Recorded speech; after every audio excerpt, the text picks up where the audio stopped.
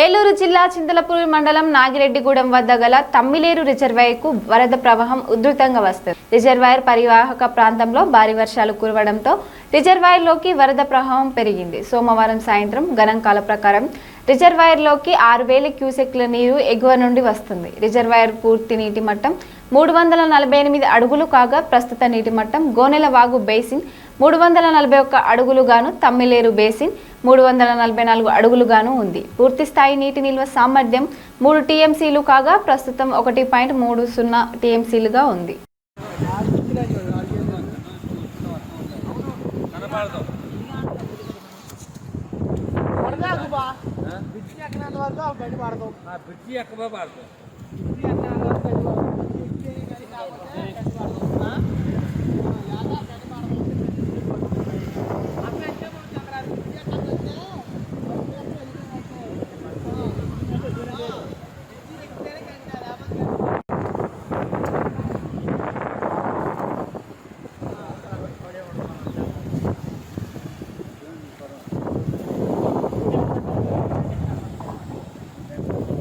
మళ్ళీ వచ్చి